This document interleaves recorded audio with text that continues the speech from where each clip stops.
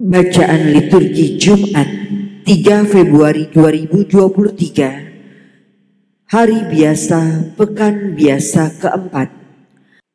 Perayaan fakultatif Santo Ansgarius Uskup.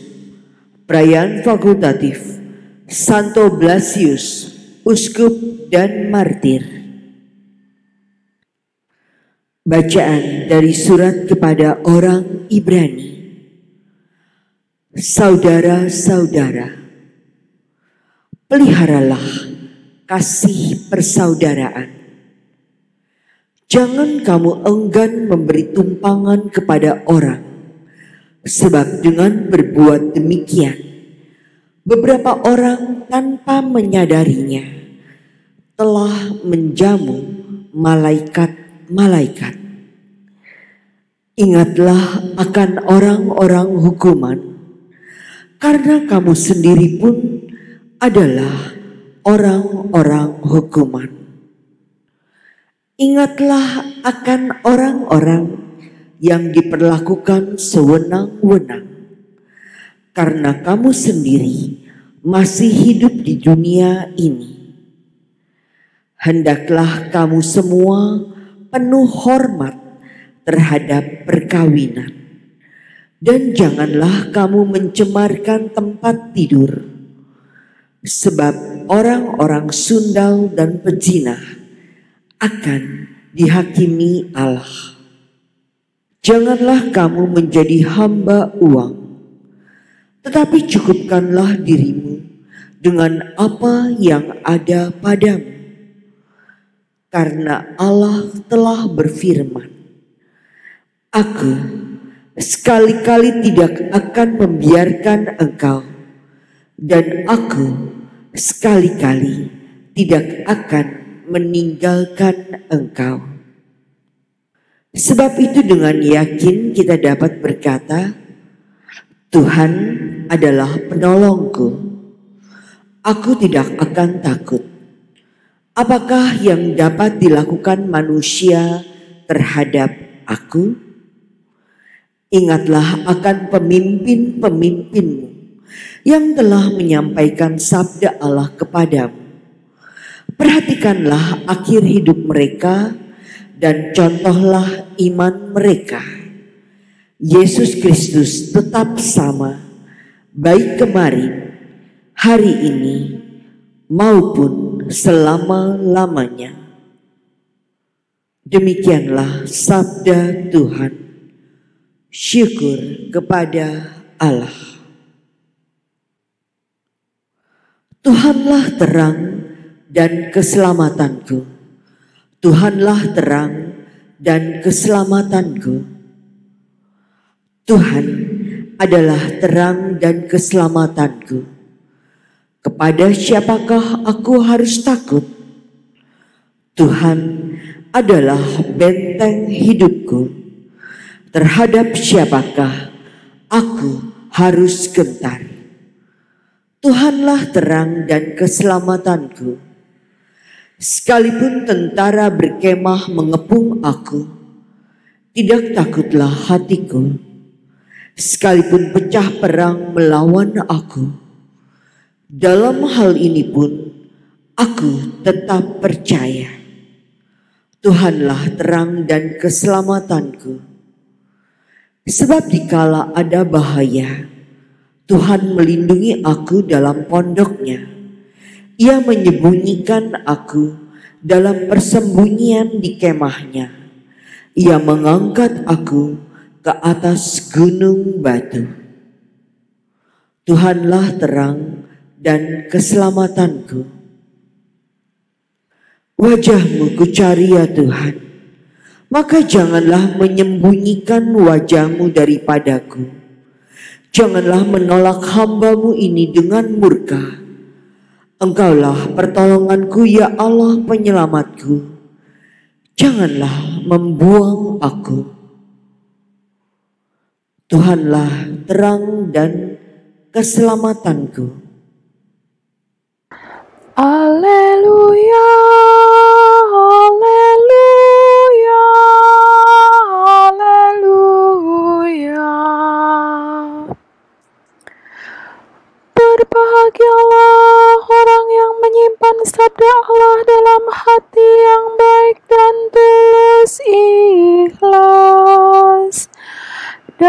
menghasilkan buah berkat ketabahannya. Haleluya, haleluya, haleluya.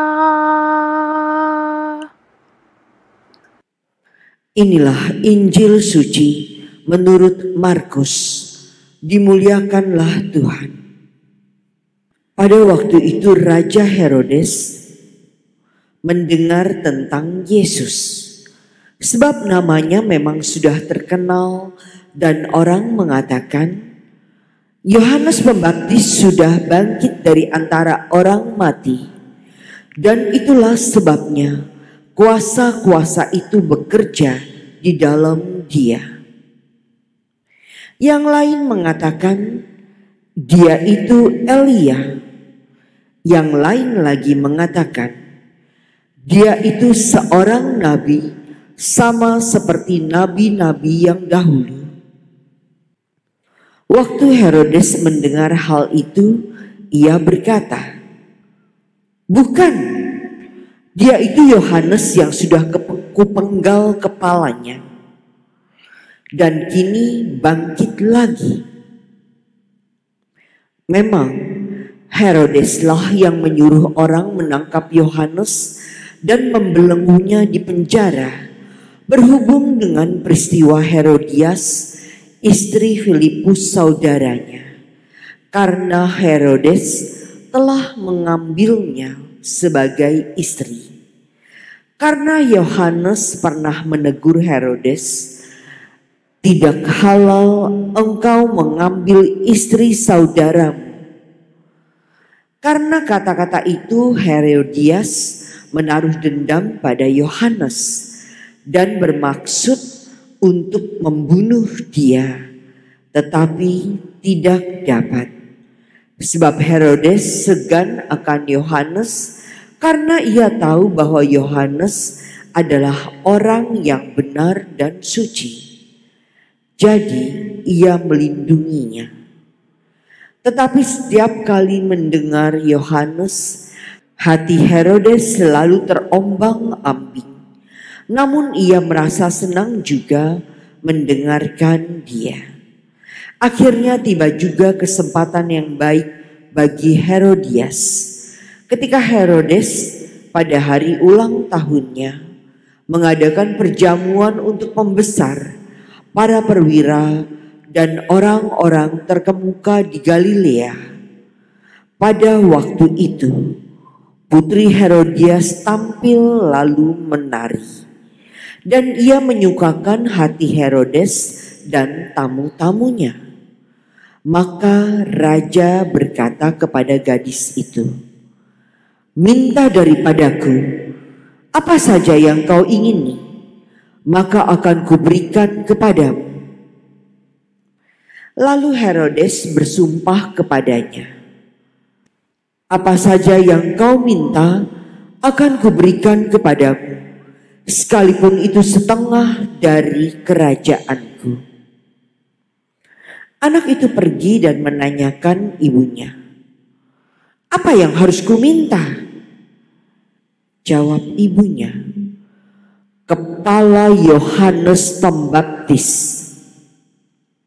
Maka cepat-cepat ia pergi kepada raja dan meminta, "Aku mau supaya sekarang juga engkau berikan kepadaku kepala Yohanes Pembaptis di sebuah talam."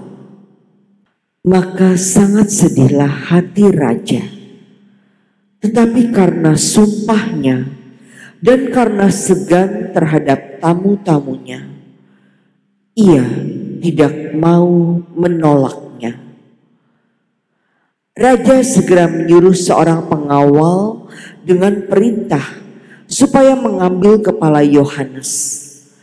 Orang itu pergi dan memenggal kepala Yohanes di penjara. Ia membawa kepala itu di sebuah talam dan memberikannya kepada gadis itu. Dan gadis itu memberikannya pula kepada ibunya. Ketika murid-murid Yohanes mendengar hal itu, Mereka datang dan mengambil mayatnya, lalu membaringkannya dalam kuburan. Demikianlah sabda Tuhan. Terpujilah Kristus.